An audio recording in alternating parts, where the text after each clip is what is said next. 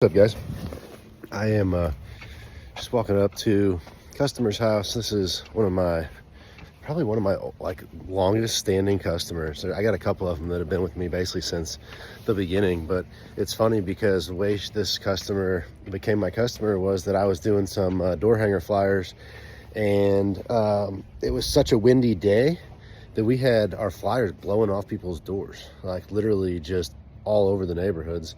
And one of the people that she worked with or something had found one in the ditch and brought it into work, and she got it from that. So sometimes accidents turn into happy accidents, but nonetheless, this is I'm going to show you guys what I'm working with. I installed some of this stuff years ago. I don't even remember what I installed. It's been so long. Like, I'm pretty sure this customer's been with me for 15, 16 years. But here, let me stop the video, flip this around, and show you guys kind of what this is looking like. I'm looking at doing a redesign here. I'm not sure if I'm going to get the job because it's probably going to be kind of expensive. I don't know how much money she wants to spend right now. I may end up just getting to do a cleanup, but either way, I'm going to show you guys the design, talk you through the design process, and just kind of how I do just a regular basic residential, because I have a system that I kind of use when I do my designs, and I kind of build off of that. So anyways, with no further ado. So there's nothing over there, and I'm probably going to draw something over there, but I'll separate it in the vid because I doubt the customer's going to go for it. This house is on a decent little hill. You can't see it in video. Video doesn't ever show grade, which sucks for me whenever I'm trying to manage the guys because I always have to be on site to check grades, but that's part of the business. Anyways, so obviously the weeds have been let go here. She's been with me so long, she probably doesn't even know I have a show weed control program. I think I might have got her signed up for it now, but if not, I'll make sure that she gets on that. But you can see there's like a standard blue globe spruce, a couple little old Nandina fire powers that never got trimmed back this spring. And basically this is, I've probably met this customer twice in my life and talked to her about 4 times, mostly through email. Super awesome customer. She actually gave me tickets to a Rams game one time. We're both from St. Louis, so we kind of shared that. But anyway, she's got these giant emerald green arborvitaes here that have just really taken over. And then these used probably could have been trimmed back again. And then I know for sure that I planted this crepe myrtle. This is about as big as a crepe myrtle will get here, which is funny because it's on the north side of a house, but it's on the west side of the house just enough that you can see it gets hammered with sunlight. So it's in kind of just the perfect spot where, like, I think the heat radiates off of this wall, and then it kind of, the wind blows it and keeps it somehow warm. I don't know, but one plant that I've had a lot of success with, not very often, but this bad boy. So anyways, obviously at this point I'm looking at this and I'm saying that's probably a full redo, right? Like, everything's just so big and so overgrown. If I try and put in anything new, it's going to be out of proportion pretty massively. There is a nice little Bradford pear in the front yard, and actually that might be a Cleveland pear. It's got pretty good structure, but either way, pear tree nonetheless, and it's gotten pretty big. I have to talk to her about topping it soon. But anyways, yeah, she's not used to my new system where I've gotten so busy that I have the customers call me to come out, try to keep them on a regular schedule and just get them in the habit to call me regularly. But I don't have enough time to go to everybody's house unless they need me out there. You know what I mean? I used to be the guy on the mower, and then it was like, oh, I'll hop out and trim the bushes too. And we just changed the way we do stuff. And I don't know, maybe it was my fault. I didn't communicate well enough to my customer. But the truth is, I don't think she cared. For a while there, she actually had stopped our mowing service. I think her sister was staying with her, and her sister was doing the mowing. And so then we cut back on kind of just taking care of everything because somebody else was handling it. But anyways, I'm walking to the backyard because there's a little bed in the backyard she wants to redo too. I'm going to show you guys that one as well. So the main thing about this, I don't know if you heard that, but there's a road back there. It's a fairly popular road. In fact, more and more people are building homes over there, and so it's getting more and more popular. But basically, you got the pool right here, and so they're wanting some cool old Busch Stadium seats. But anyways, you've got this bed, right? And obviously there used to be probably a hedgerow of those. When I came in and took over the yard, one of the first customers I treated for bagworms was this customer. Well, they're back and they've taken out that branch, but at this point the proportions are so uneven and it's really just not making the screen that it needs to make. So we're probably going to have to look at trying that again. And I don't know that, going back with Emerald Green Arborvitae is probably not a bad idea. In fact, there's not a ton of other options for the space we got there. You could try some Taylor junipers or some Canardies, but I'm probably just going to go back with the same thing and just make them small and try and get the whole thing back together so that it's even. And then all the stuff on the ground is a bunch of little spireas and then weeds. So I think the spirea just needs to go. We need to change that to something else. And yeah. So anyways, let's go make some drawings. So before I actually got out and started videoing, I had pulled up and I decided I was going to just start drawing, because sometimes I just like get the urge to draw. So what I was actually supposed to be doing when I had gotten up there, and I didn't even do it, was looking at my structure of the house and making sure it matched my drawing. So anyways, I busted this outline out. I don't know, probably took me 5 minutes, maybe 10 minutes when I first got here. So it's nothing special, but it's a great diagram, and it pretty much matches what's going on with the customer's landscape. So now I got to go up there, double check what the house looks like and be sure that I hit those curves right, because you can't really see from my vantage point down here. All I see is two giant arborvitae, you know what I mean? But I think what we'll do is probably replace those with like a dwarf variety that never gets that big, because I like the concept, but it didn't age well, like in time it just got too big. So we can do the same thing with a dwarf variety. I think that will make a big difference. And then I don't hate the dwarf blue globe, and the customer really likes simple. Like, she doesn't want a bunch of flowers. She just wants to keep it evergreen. So anyways, I'm going to draw this thing up and we'll go from there. No idea what you guys can see right now, but I'm going to try and fix this while you guys are watching. I shouldn't have drawn the customer's name on here because I really hate having the customer there, but I screwed up, and that line there is supposed to be like that. Hope you guys can see that. And this.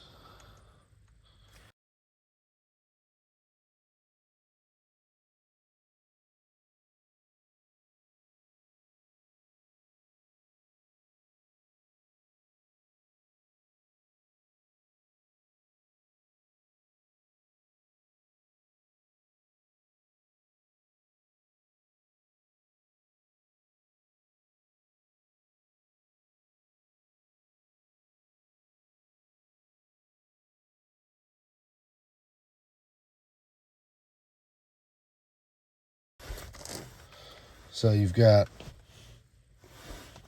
basically this, right? I probably could have done a better job over here, but trust me when I say whiteout's your best friend. I keep whiteout on deck. I buy it by the box. All right, so with every landscape, I know I didn't quite finish yet, but with every landscape you need a focal point. All right, so this landscape kind of leans itself towards two focal points. You've got your centerpiece right here. You've also got this side right here. In a situation like this, I always put my focal point right here. Right, so I'm going to do something right about here. Honestly, there's enough space there that I'm probably going to go with an ornamental tree. And then once I do that, fill this backspace with something like that. I probably want to put some kind of anchor on each side of the front door. Match that. And then on each side of the house, I want to have some kind of anchor. And again, I don't know if this is dry enough to draw on yet,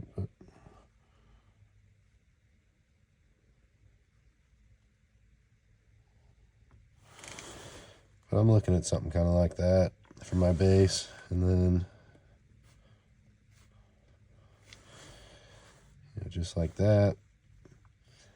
Not much left to do here. I've got my landscape designed, right? So now you look at this, and I don't know what my plants are. I just kind of laid out like what's it going to look like. I've got anchors for the front door. I've got a soft anchor for the garage over here. I've got a tall anchor to end the house. I got a tall anchor to match on the other side to end the house. So those two things are matching. They're probably evergreen because that stands alone over there.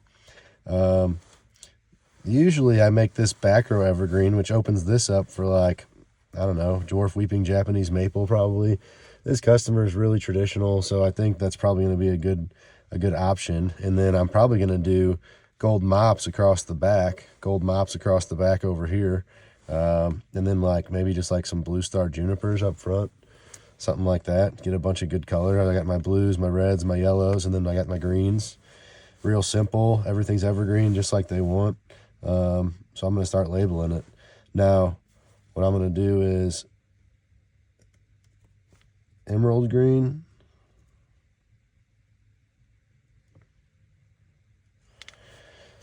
Because that's the big one she's got by the door. And I think those would be fine if we just gave them more space on the sides over here. You know what I mean? So right there, we're just going to do some gold mops. It's a false cypress. I'm sure most of you know what a gold mop is.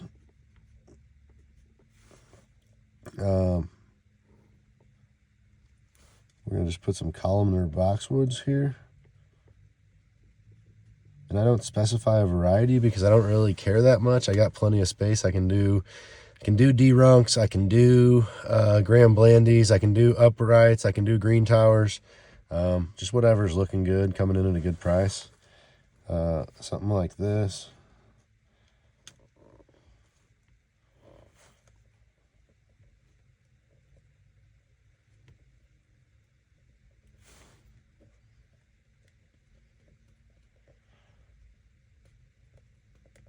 I do try to label the existing stuff.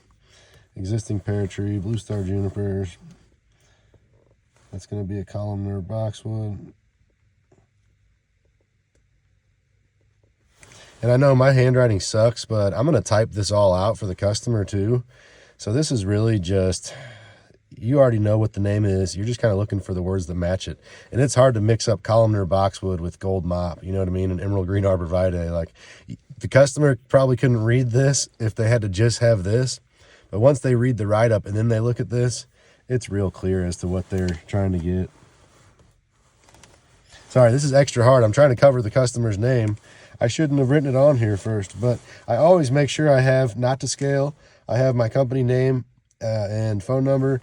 I have my north, and then the customer's name and address, right? And sometimes I'll even put the customer's phone number, but for the most part, I just do name and address.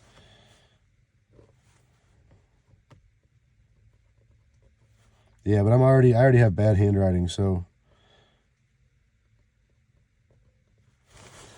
trying to write and hold this up here, I'm sure this is some of the worst handwriting I've ever had on a design, but you guys get the gist of it. It's a real straightforward process, you know what I mean?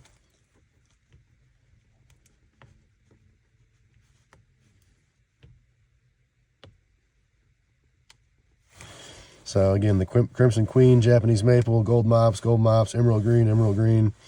That's a super, super basic, super colorful, pretty landscape, low maintenance. I mean, you know, it's exactly what the customer asked for. So now it's on to the backyard.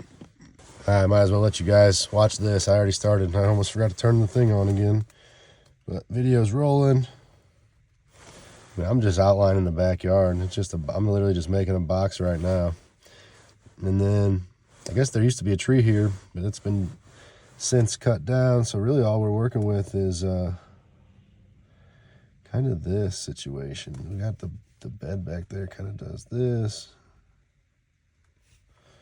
So you get this kind of weird section.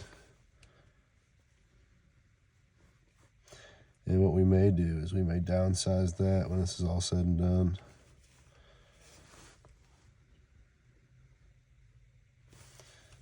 Yeah, this is how it's currently laid out back there. I don't know how I feel about that.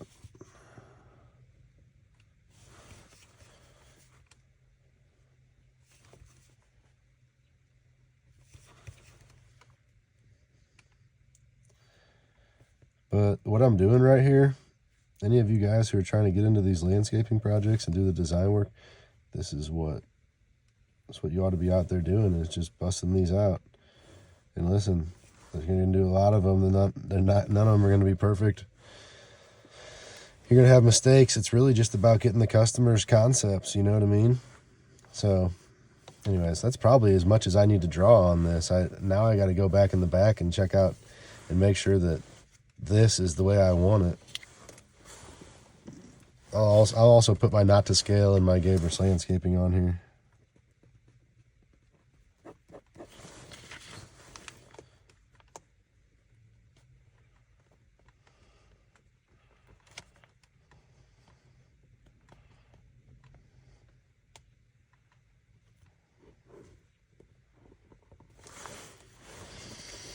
All right, I would put the customer's name up here, but we're not going to do that because we're going to protect the innocent. Let's go to the backyard and look at this thing in real life. Oh, that's funny. Now that this tree's dead, I guess we got grass growing real thick right here. When I used to mow this bad boy, it was dead grass from like here all the way. I mean, all of this was dead. I guess once the tree goes, though, it makes it a little easier to grow the grass. So we must have aerated and seeded it and got it growing again. So I got to fix that on my design, right? So we'll go back, we'll fix that. While I'm out here, I brought my wheel. I'm going to go ahead and grab the measurement, and then I'll put a design together for this really quick. All right. Get this back out. Okay, so I'm not going to lie. Kind of made a mistake on purpose so I could show you guys how I fix it. It's real simple. Just going to boom, boom, pop that line in there. Bust out my white out.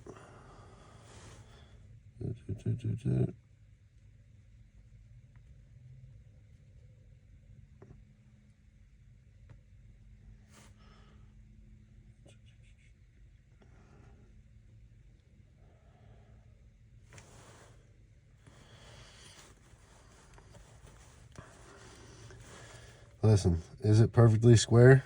Probably not. Does the customer care? Not in the slightest. What does the customer want? The customer wants to know what I'm putting back. So my honest opinion is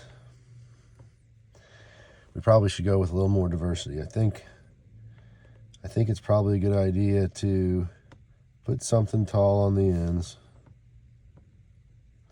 Honestly, I think what I'm going to do is some Nellie Stevens hollies. It's going to get a nice size. I can actually get those in a decent size too if the customer wants to start bigger.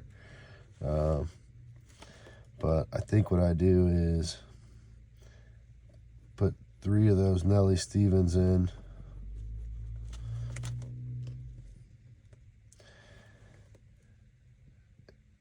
And then what I probably do in between is do some kind of big shrub, something like a viburnum is what I'm thinking, like a leather leaf or there's another one my supplier kept subbing the leather leaf for. He said he didn't have enough. I think it's called the Birkwood. So maybe the Birkwood or the leather leaf can go there. Now I still have this area in the front. I've been really happy lately with yarrow. Seems to be really easy, low maintenance, looks good every year. So I think what I'm going to do is I think I'm going to put yarrow in up here. Sorry.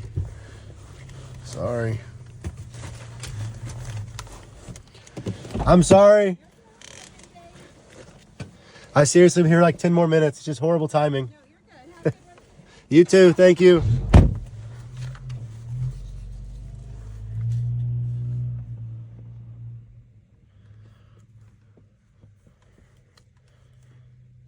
Anyway, sorry, I'm blocking the mail.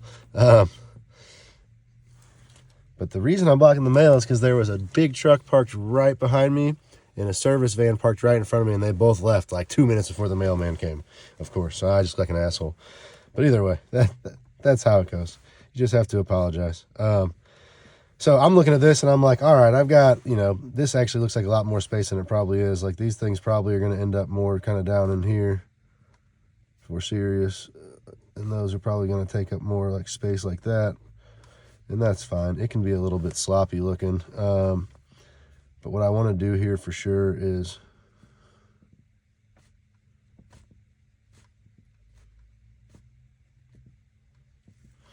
something like that, where, you know, I got 9 going in, and I think what I'm going to do is I'll do like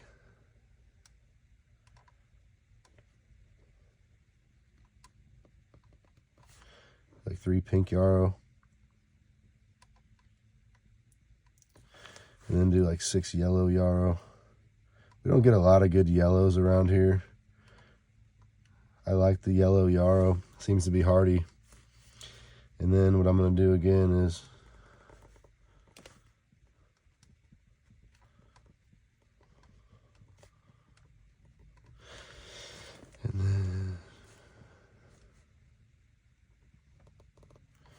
we'll have the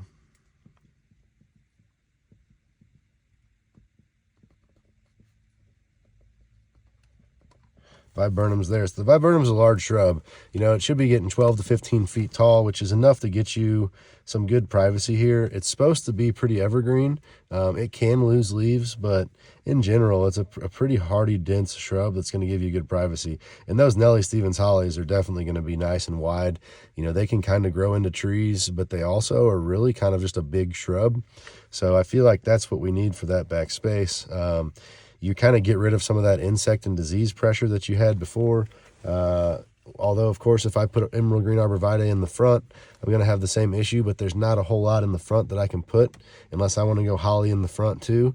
But again, if I've cut it back to 2 emerald green arborvitae in the landscape instead of what they currently have, which is 5, it's that much less to treat. So I don't know. There's never a perfect answer. At some point, what you're really doing is trying to put out something to the customer. You know, let the customer tell you they don't like it. Not every design is probably going to be the best. The longer you sit in it and look at it and think about it, you know, you might be able to come up with a better solution here and there. But a lot of times you're trading tit for tat. It's not really that much improvement. So the customer just wants product, and this is a quick way to get them out of product. All right, boom, we got 2 plans. Now we got to go look at this site one more time because we got to talk demo. I probably, if I wasn't sitting here trying to shoot these videos, I probably would have done demo write-up, measurements at the exact same time that I sat there, and then, you know, maybe I traded like my measuring tool for my drawing pad, and then I would draw it actually standing outside. But it's kind of cold today, and I just got this new little rigging thing so I can try and give you guys videos from different views and stuff. Supposedly I can strap it to my chest or my head, but I don't know how to use it yet. It's more complicated than I expected. I don't know how complicated you can make something when it's literally a band that goes around your head and a clamp that probably should be spring loaded, but that's not what it is. It's more complicated. It's got all these parts, so I'm gonna have to mess with it. I got enough to put together at least to show you guys the design getting drawn, but now let's go look through and talk about removals.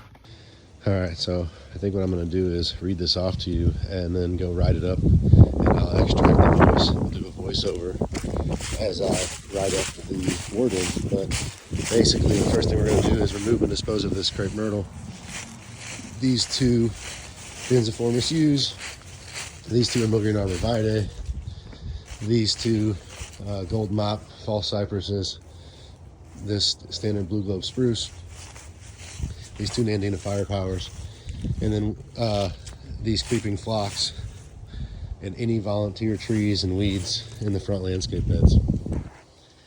Then we're going to probably strip and dispose of this square footage of grass right here, which it's like 6 by 22.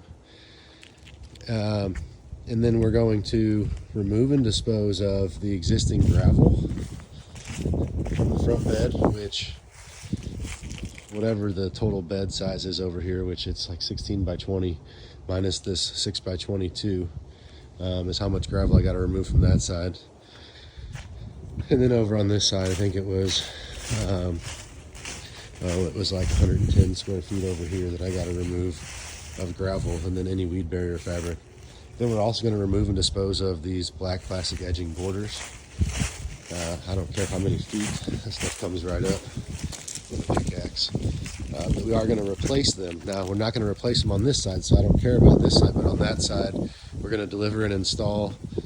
And I think what we're going to do is we're going to go with, it's 33 feet of 4x4 inch natural rock border stones. And since this house has that kind of white and red, I think it's going to go good with that, that blue chop, which is basically like a bluish gray color. It's kind of the same color as this trap rock, which is probably what I'm also going to put back there. They're kind of clashing colors, but I think together they're going to look good with the whitewash red. So anyways, then I'll go back to, you know, on this side, I don't know that I need to deliver any topsoil. I think the grade over here is good.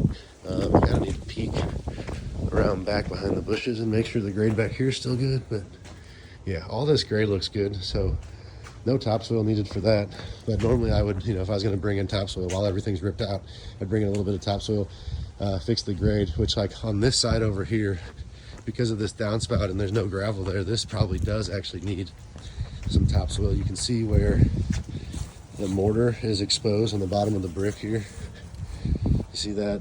So I think they intend for all of that to be covered, which is kind of weird. The foundation doesn't extend all the way over there. They did a little step down.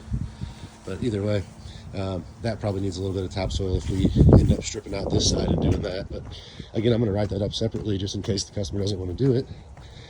And back to over here, I'm going to deliver and install my Japanese maple. I'm going to install my 6 gold mops. I'm going to install my 6 blue star junipers, my 3 columnar boxwoods, and then my 1 emerald green arborvitae, because remember, I'm going to separate that one onto a whole nother estimate. And that's this whole estimate. I mean, that's it. From there, I deliver and install wheat barrier fabric. I deliver and spread the however many tons of gravel I need, which I'll probably go back with this same gravel. I might even see if I can salvage whatever's here and blend it. I think the customer would probably feel good about that, even though it's probably more work than it's worth. But either way, it's something I don't have to haul off if it's salvageable at all. Once I pull the weeds out, I can kind of pile it on the driveway. Maybe there's a space I can leave it for a day, and in the meantime get the rest of the landscape flipped. But yeah, that's the plan for over here.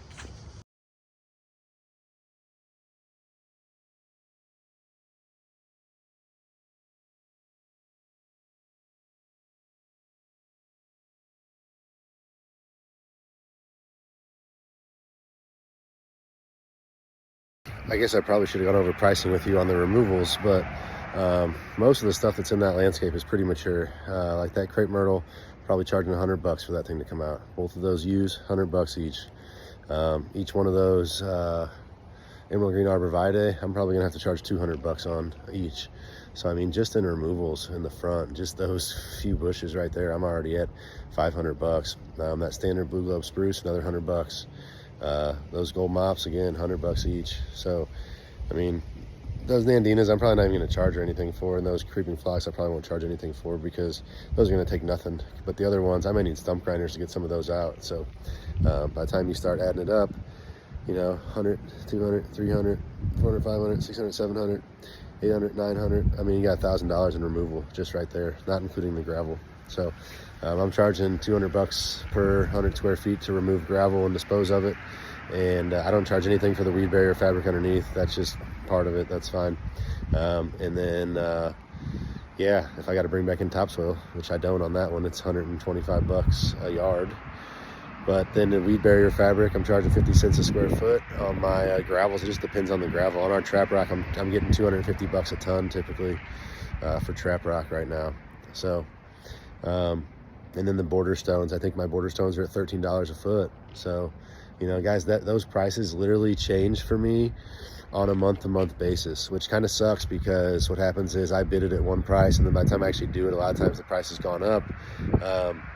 But nothing you can do with the economy we've had lately. That's just what you got to deal with. So I try to be a little more, you know, add a little buffer in here and there, like $100 for two. But on a smaller job, you can't add a buffer in. There's just no room for buffers. It just is what it is.